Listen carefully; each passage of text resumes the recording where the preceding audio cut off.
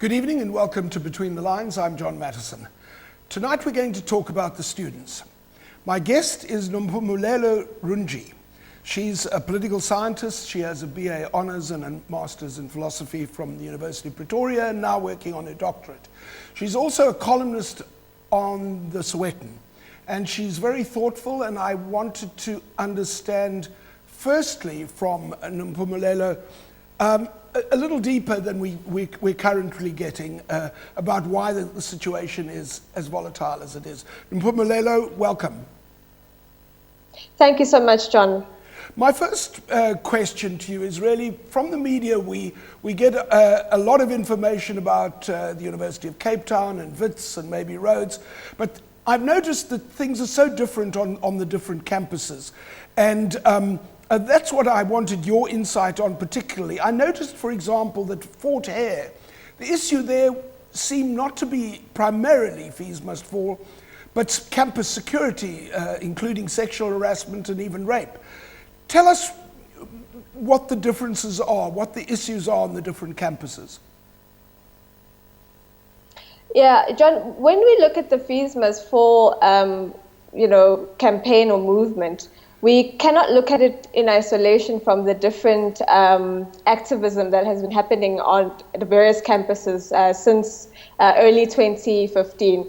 We remember at UCT there was the Rhodes Must Fall campaign that looked at particularly the role of historical artifacts like statues, right, that represented the colonial era, for instance, and how that for Black students actually represented for them the lack of transformation on the campus. And through that movement, they were able to express some of the challenges they're finding when they study at the university. So things like the curriculum that is not transformed, things like right, the teaching staff that's not reflective of the demographic, right, for instance. And then it escalated into other issues, including the life circumstances of poorer and Black students at the university, the fact that they cannot afford certain things that would make life more comfortable, accommodation, food, etc. And those are some of the issues that we're finding are overlapping across the campuses. But when you look at, for instance, let's say the University of Pretoria, where I am, the issue has been particularly around identity and language, and the language policy at the university, where Afrikaans is still used as a medium of teaching. Although, of course, this year, the university reviewed that policy, and now English has been established to be the main medium of instruction at the university. Right. The same thing appears to be the case at Stellenbosch, for instance, where there's still this cultural and identity gap between white Afrikaans institution versus a more Black, a bigger Black demographic that speaks other languages, for instance. But at Rhodes University, you would see, for instance, issues of patriarchy coming in, and the women speaking out and the feminists speaking out around issues of their bodily integrity, questions of rape, questions of safety, just like at Fort Hare. But generally, the issues surround the lack of transformation, although they express themselves through different issues at different universities and different campuses. But before we go further, the two Eastern Cape campuses, why are they so focused on violence and safety? Is there a different culture in both Fort Hare and Grahamstown and Rhodes than from the rest of the country? Perhaps if we look at the Fort Hare situation, the Fort Hare is a historically Black university, as opposed to your UCTs and your Rhodes, etc. So perhaps some of the issues that the students are facing there differ slightly in terms of the demographics and the background and the actual environment within which they find themselves. So questions of security, questions of safety, because a lot of the students there, by the way, are supported by government in terms of the NSFAS provision. Right. So they would, and the university would be less endowed than the other historically white universities. So they would struggle with issues such as providing proper infrastructure, providing security, providing facilities, that are of the same quality as other institutions, for instance. But tell me this, particularly just before we leave Fort Hare, Fort Hare and the other historically black universities, do they have the same issues about curricula? Do they feel their curricula are colonized, or still colonial curricula, or is that issue and identity, are they less of an issue on the historically black campuses, especially such an historically important one as Fort Hare? If you look at the history of student protest in democratic South Africa, you'd find that a lot of the protests were actually concentrated in the historically black institutions. Right. And when you look at the expression and articulation you're saying of the issues, that's been going on since when? Since '94 or so? Since the late 90s, you could say that these protests have been going on. I mean, and very little media coverage. Very little media coverage. Yes, exactly. Right. Very little and media what of their coverage, issues? or where there is media coverage. Sorry, go on. Where there is media coverage, there's a tendency to portray the students as hooligans. Yes. There's no clear reporting about the issues that the students actually articulate on those campuses. Yes. And the issues that you find primarily there are not so much the ideological questions about curricula and decolonization, but about the lived experience of those students who come from predominantly poorer backgrounds, so who that's have around less poverty, access. that people are hungry, Yes. people can't afford what they need, the basics that they need. Exactly, their books. Even though government would cover their tuition through NSFAS, there are other struggles that those students, material struggles that those students experience, that perhaps their counterparts at other universities, especially the historically white universities, historically were thought not to experience. But of course, we now discovered in the last, since last year, that there are quite a lot of poor people in the historically white universities. Indeed, they have somehow found their voices through these various four-list movements, beginning with Rosemas 4, Open Stellenbosch, as well as Transform Wits, etc. So marginalized I'm sorry voices. to interrupt you. Yeah. We're going to have to take a break. We'll be right back.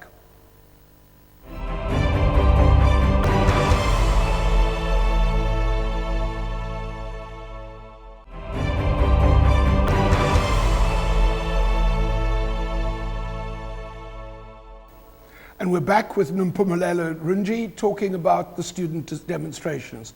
Nompumelelo, I want to get on to some other questions, but before I do, are there any other issues that are significantly different on campuses that we haven't touched on? I would think that those would be the bulk. I mean, these struggles on the different campuses actually overlap to a certain extent when you look at them. It's all around this question of transformation and all the issues that have to do with it, from curricula to culture, to inclusivity, as well as, of course, then the financial aspects of it. There are different articulations on the different campuses, but generally, that's what these movements are actually looking at addressing. Before we go on to the other questions, you referred to the fact that the media described them as hooligans. I mean, it doesn't mean that none of the demonstrators are hooligans, but it also doesn't mean that the issues aren't big issues that won't go away simply by policing. Of course, the issues that are raised by the students are actually very important, and they are significant, especially not just looking at the universities, but transformation generally in South Africa. But the trouble is that these very important issues and struggles are being overtaken by groups that have nothing to do with the current issue. Basically, they're all about criminality and violence, and they're finding themselves within this group. And until that crop is dealt with, the perception, the public perception is that the group is violent. All this, the fees must fall, students are violent. All the fees must fall, students are hooligans, etc. I want to ask you something about that needs to be separated. Yeah. Yes. I was a journalist during the 80s and 90s. I saw the third force, and it was real. But I don't want to jump to conclusions because often we just go for conspiracies.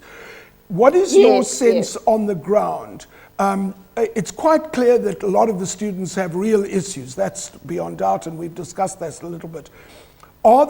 Is there any other kind of, you have implied that there are also mischief makers.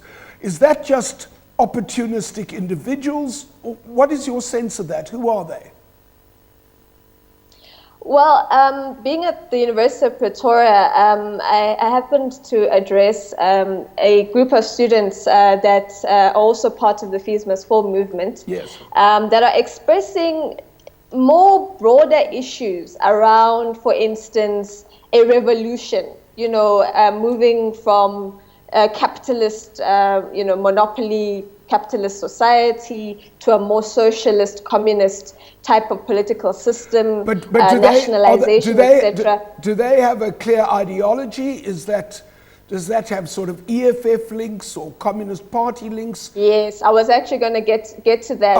And it's usually the EFF linked student guard, as well as PASMA, the PAC youth wing as well. That seems to be articulating these different and more broader issues that also have to do, I guess, to a certain extent, to a certain understanding of what transformation means, but is not necessarily related to the current burning issue about fees. They're not addressing. They are saying they don't want just that issue addressed. They want a broader, solution to the entire thing. So it seems to me that they have this revolutionary leaning.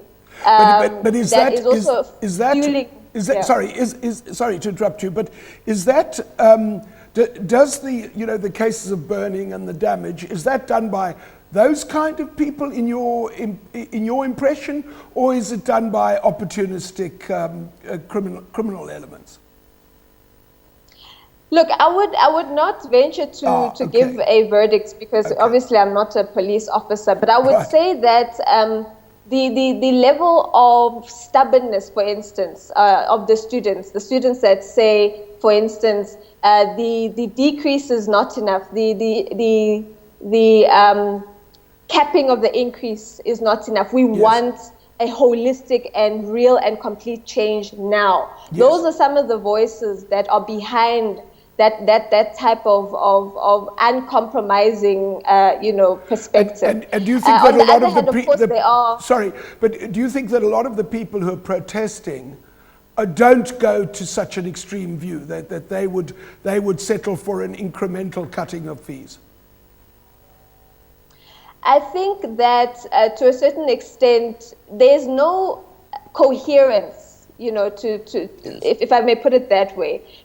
We don't just have one voice speaking and saying this is what students want. Yeah. So there are different people articulating different things. So they don't all want the same thing. That's why you have students who have welcomed, for instance, on other campuses, who have welcomed the 8% cap, who have welcomed the fact that government will cover the poor in the increase. And who want to go back to class. Who want to go back to class as well. You've got that group that says, let's go back to class. Let's have a long-term perspective as we deal with this issue of free education. Then you have the group that says, no, we can't have a long-term perspective. We've waited for too long. We need this change now, immediately. So there's not just one view on this issue amongst the students. Before we go to the break, we have far less time than we'd like to, because for this really important subject. I noticed that in one of your articles in the Sowetan, in one of your columns, you wrote that the ANC took a policy decision, which they published in 2007, that there should be free education at tertiary level.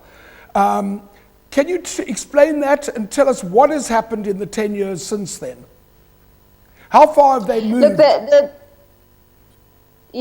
the policy posture has been of the ANC has been that an incremental movement, towards realizing free education all the way up until the first degree at university. Yes. And in 2013, as well at the Mangaung conference as well, they also added to that and emphasized the fact that they need to be working more towards that of realizing but what's been education. implemented? How much of that's been implemented? Actually, not much of it has been implemented thus far. All we've seen is an increase of funding for NSFAS, obviously making sure that there's more access for the poor who cannot afford to pay for themselves. But of course, the supply of the funds has not kept up with the demand. And in fact, the complaint is that the money that NSFAS gives to universities and that universities give to students do not even cover the bulk of the expenses that students have to deal with. So what the ANC has done is has almost put this notion of realizing incrementally this free education on the back burner. Of course, in 2012, the Department of Higher Education had a task team look at the viability and look at various options around free education up until, especially in higher education, up until the first degree. And that's one of the things that the students have been saying, that the department has failed to act even on that task team report, which had recommendations that had various scenarios about how that could have been achieved. We have to stop and there. We haven't seen. I'm sorry, we have to take a break. We'll be right back to carry this on.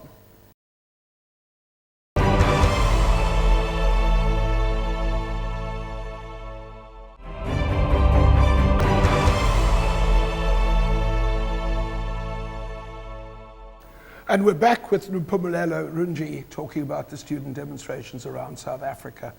Nompumelelo, I wonder if you could, before we broke, you were saying that the ANC blamed Nzimande as the minister. He came up with a report with recommendations in 2012. In 2007, ANC took a policy decision.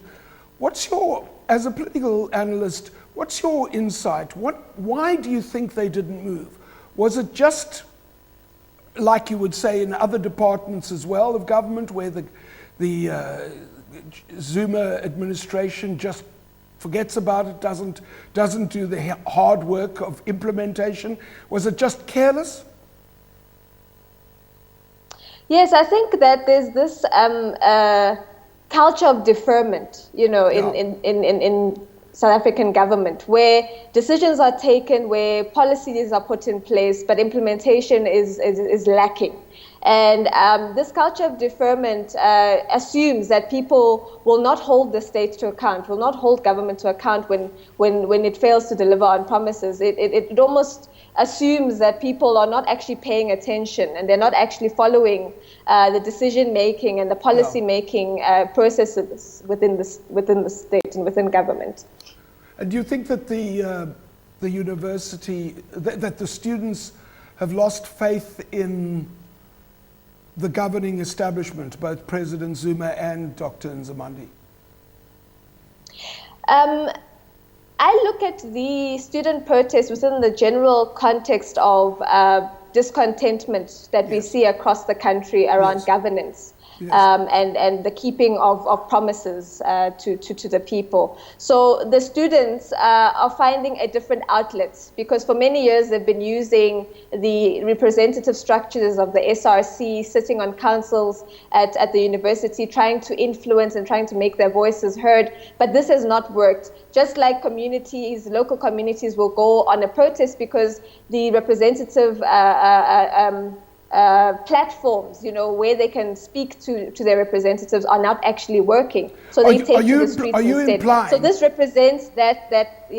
Sorry, are you implying, I don't want to exaggerate, but are you implying that to a degree the student representatives themselves get captured? I know capture is a strong word, but that the ANC leadership are able to attempt to manipulate or control them?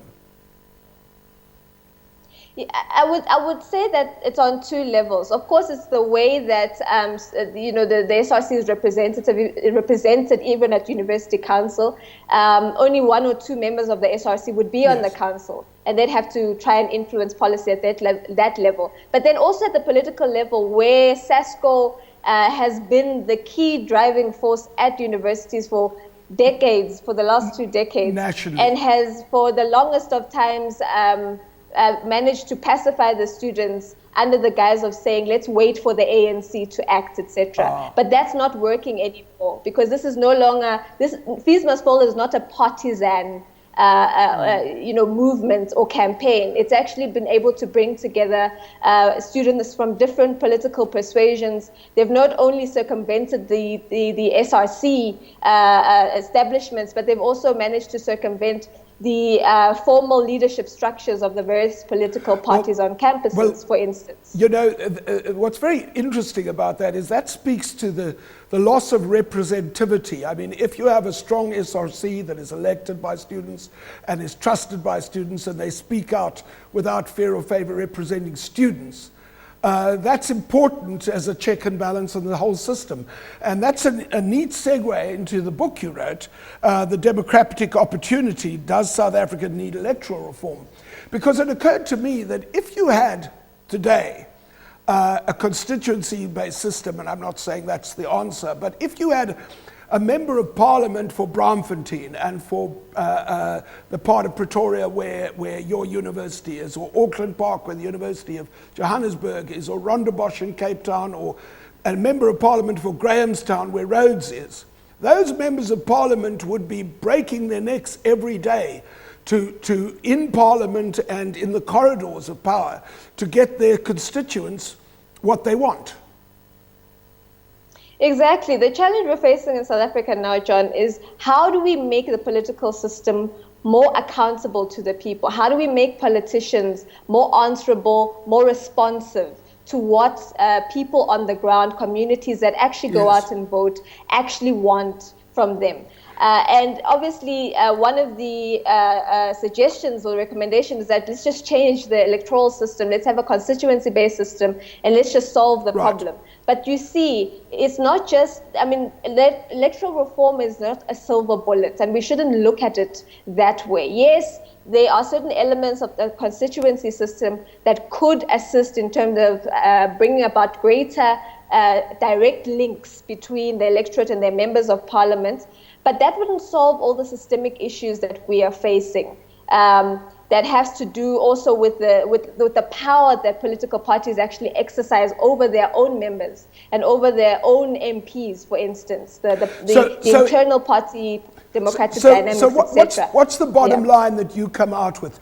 Do you take a view in your book very different from Van Zyl-Slabbit's commission, which recommended a combination of constituency and proportional? Is that the same position you take, or do you see a different route?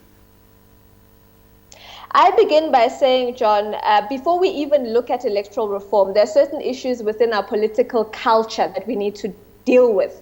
For instance, the culture of questioning and holding representatives accountable. And I think in the local government elections that have just passed, we've seen a move where people are not voting just based on loyalty or identity, etc., towards issue-based and performance-based voting, which is something that I speak about. And then, of course, there's the element of stronger opposition. And we've seen that happening over the last 10 years in South Africa. But then I do then agree with Van Zyl-Slabbit's report that says that if we are to have electoral reform, then what we need is a mixed system.